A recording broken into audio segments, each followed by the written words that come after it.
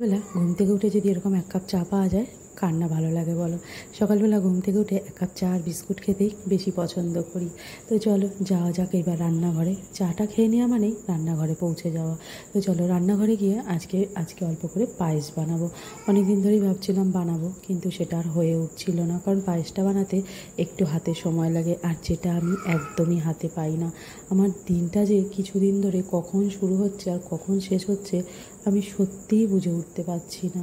এখন তো আমার নিয়মিত রুটিন হয়ে গেছে বিকাল 4টে বাজলে ভাত খাওয়া, তারপরে 4:30 5টা অবধি কাজ করা, তারপর যখনই একটু শুতে যাই তা করতে করতে আমার বাচ্চা উঠে পড়ে, ব্যাস আমার আর শোয়া হয় না। এই করে করে আমার একটা মাথা যন্ত্রণার যেন রোগ ধরে গেছে না ঘুমাতে ঘুমাতে। তো চলো, ফ্রিজে চিংড়ি মাছটা ছিল দুদিন ধরে, বার করা হচ্ছিল না। কি করব, কি দিয়ে করব, চিংড়ি মাছ ভেবে উঠতে পারছিলাম না, তাই চিংড়ি মাছটা ফ্রিজেই পড়েছিল। তাই ফ্রিজ থেকে চিংড়ি মাছটা বার করে কলতলায় নিয়ে গেলাম। আমি কিন্তু চিংড়ি মাছ দাঁড়িয়ে দাঁড়িয়ে ছাড়াতে পারি না, যে কোনো কাজই আমি বেসিনে করতে পারি না, তাই কলতলায় বসেই সব সময় কাজ করি। সেটা বাসন মাজা হোক, মাছ কাটা, মাছ ছাড়ানো, যাই বলো না কেন পুরোটাই আমি বসে বসে কলতলায় করি।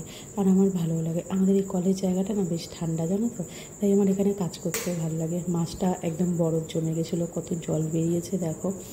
যাই হোক, আজকে চিংড়ি মাছটা বানাবো লাউ দিয়ে। কালকে একটা লাউ রেখেছিলাম, বানানো হয়নি, তাই ভাবলাম চিংড়ি মাছটা যখন ফ্রিজে আছেই তাই লাউ দিয়ে চিংড়ি মাছ দিয়ে বানিয়ে ফেলি।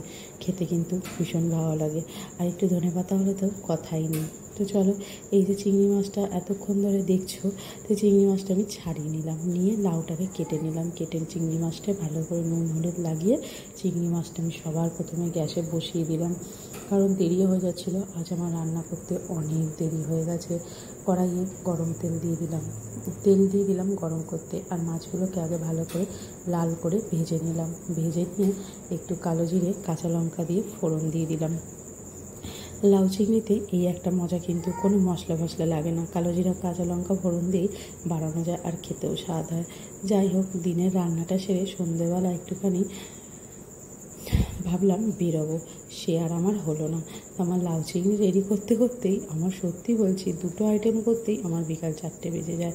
তো চলো, সন্ধেবেলা একটুখানি মুড়ি মাখলাম, পেঁয়াজ দিয়ে চানাচুর দিয়ে আচারের তেল দিয়ে মেখে টেকে একটা আম ভাবলাম কাটবো। গাছে আম প্রায় শেষের দিকে, আর আম নেই বললেই চলে। গাছে দেখো আমটা কাটার সাথে সাথে পোকা কীরকম আমটায় ভর্তি।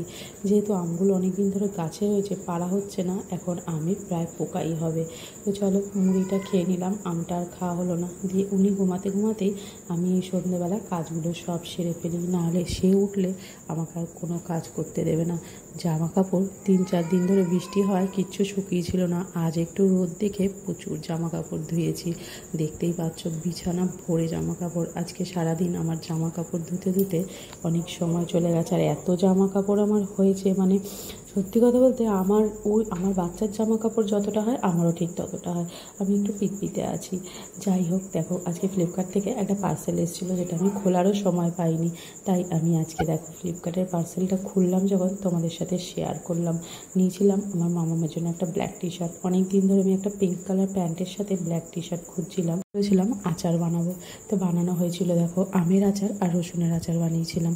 আমের আচার আর রসুনের আচারটার মধ্যে আমের আচারটা ভালো হয়েছিল, কিন্তু রসুনের আচারটা এত সুন্দর একটা সেন্ট আসছিল, খুব সুন্দর একটা সেন্ট আসছিল, কিন্তু তার থেকেও ভালো হয়েছিল রসুনের আচারটা। আর রসুনের আচারটা খেতে কিন্তু খুব ভালো লাগে, তোমরা ট্রাই করতে পারো, করে জানিও।